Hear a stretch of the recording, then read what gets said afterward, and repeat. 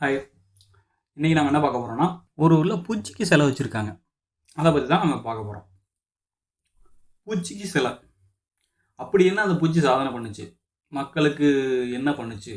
எதனால அந்த மக்கள் வந்து அந்த பூச்சிக்காக செலவிக்கிற அளவுக்கு அந்த பூச்சி என்ன பண்ணுச்சு? அப்படின்னு தான் பார்க்க போகிறோம். இது வந்து நம்ம ஊரில் இல்லை.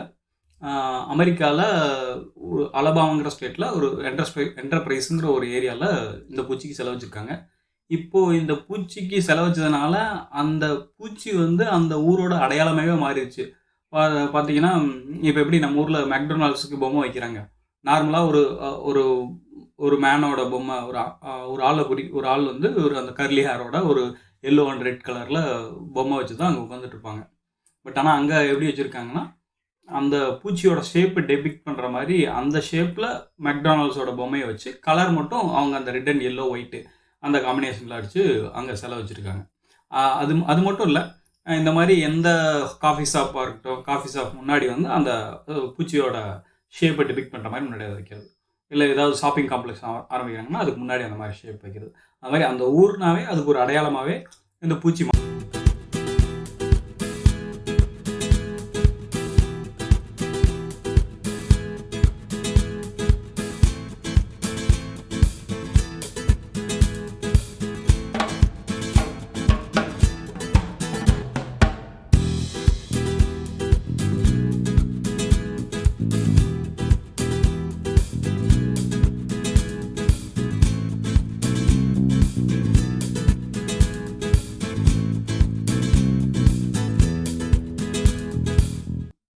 இப்போ எதுக்காக அந்த பூச்சிக்கு செலை வச்சாங்க, எப்படி இது இந்த அளவுக்கு மாறுச்சு அப்படின்றத பற்றி பார்ப்போம்.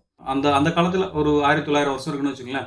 அப்போ வந்து அந்த அலபாமா ஸ்டேட்டில் வந்து பெரிய அளவில் வந்து காட்டன் பயிரிட்டு வந்தாங்க. அந்த வழக்கமாகவே அந்த ஏரியா வந்து காட்டன் பெல்ட், காட்டன் தான் அதிகமாக பயிர் செய்கிற இடம். அதுவும் நம்ம ஊரில் மாதிரி சின்ன சின்ன ஏரியாலாம் பயிர் வைக்க மாட்டாங்க. அங்கே வந்து லார்ஜஸ்ட் ஏரியாவில் அங்கே ஒரு ஒரு ஆளுக்கு உண்டான இப்போ பர் கேப்டா லேண்ட் ஹோல்டிங்னு சொல்லுவாங்க. ஒவ்வொருத்தருக்கும் அந்த ஒரு டோட்டல் லேண்ட் ஏரியாவில் அந்த இருக்கிற மக்கள் தொகையால் டிவைட் பண்ணோம்னா எவ்வளோ இருக்கும், அந்த மாதிரி லேண்ட் ஹோல்டிங் பார்த்தோம்னா அங்கே இருக்கிற அந்த மக்கள் தொகையோட எண்ணிக்கைக்கு அந்த லேண்டு வந்து ஏரியா அதிகம்தான் அங்கே இந்தியாவை கம்பேர் பண்ணும்போது. அப்படி இருக்கும்போது அந்த மாதிரி பெரிய ஏரியாவில் நிறைய ஃபார்மர்ஸ்லாம் சேர்ந்து ஒரே மாதிரி பருத்தியை மட்டுமே பயிரிட்டு வந்தாங்க. பருத்தியை பயிரிட்டு வந்துருக்கும் போது அந்த வருஷத்தில் அந்த 1900 வருஷத்தில் என்ன ஆச்சுன்னா, பருத்தி கூன் வண்டுன்னு ஒரு பூச்சி. அந்த பூச்சி வந்து என்ன பண்ணால் பருத்தி காயை ஓட்ட போட்டு பருத்தி பஞ்சே எடுக்க முடியாது அதுலேருந்து. அந்த மாதிரி வந்து பூராத்தையும் டேமேஜ் பண்ணிடும். இந்த மாதிரி பயங்கர சிவியர் டேமேஜ், அந்த மாதிரி பெரிய பிரச்சனை அங்கே வந்து. அதனால் என்ன பண்ணுதுன்னா, ஃபுல்லாக பருத்தி பயிரை ஃபுல்லாக அந்த அத்தனை ஏக்கரில் இருக்க பெரிய ஏரியாவில் இருக்க எல்லா பருத்தியும் காலி பண்ணிருச்சு. இதனால் விவசாயிகளுக்கெல்லாம் பெரிய நஷ்டம். அவங்களால எந்த அளவுக்கு யோசிச்சுட்டாங்கன்னா, இது வந்து நம்மளை இனிமேல் பயிர் செய்ய விடாது, விவசாயமே பார்க்க முடியாது போட்டிருக்கு, விவசாயம் விட்டு போயிடலாம் அப்படின்ற மாதிரி சிந்திக்கிற அளவுக்குலாம் வந்துட்டாங்க ஃபார்மர்ஸ். அந்த அளவுக்கு மோசமான நஷ்டத்தை கொடுத்துருச்சு இந்த பருத்தி கூன்வண்டு. உடனே மக்கள் அங்கிருந்த ஒரு சிலர் என்ன பண்ணாங்க, சரி இப்போ பருத்தி பயிரிடுற வாட்டி பரவாயில்ல, நம்ம வந்து வேறு ஏதாவது பயிர் வைக்கலாம்னு சொல்லிட்டு நிலக்கடலையை பயிர் வச்சாங்க. அந்த நிலக்கடலை நல்லா வளர்ந்து வந்து நல்ல மிகப்பெரிய லாபத்தை கொடுத்துச்சு அவங்களுக்கு. அந்த நிலக்கடலை அந்த மாதிரி பருத்திக்கு பதிலாக நிலக்கடலை யாரெல்லாம் போட்டாங்களோ அவங்களுக்கெல்லாம் மிகப்பெரிய லாபம் வந்துச்சு. மிகப்பெரிய, அதாவது மகசூலும் நிறைய கிடச்சிது.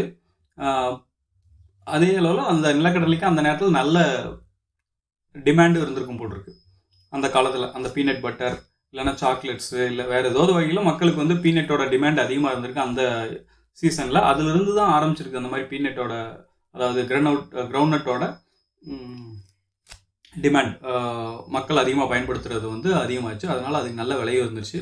நல்ல விலையும் இருந்திருக்கு, நல்ல மகசூல் இருந்ததுனால நல்லா அதிகபட்ச லாபம், பல மடங்கு லாபம் அவங்களுக்கு கொடுத்துருச்சு. பல மடங்கு லாபம் கொடுத்ததுனால என்ன பண்ணாங்கன்னா, தொடர்ந்து இதே மாதிரி வந்து நம்ம பருத்தி மட்டுமே பயிரிடாமல் பயிரை மாற்றி மாற்றி பயிரிடணும் அப்படின்னு சொல்லி தெரிஞ்சுக்கிட்டாங்க. அதுக்கப்புறமும் அதே மாதிரி பயிர் சுழற்சி முறையிலையோ இல்லை ஒரே மாதிரி பயிரிடாமையோ மாற்றி மாற்றி பயிரிட்டு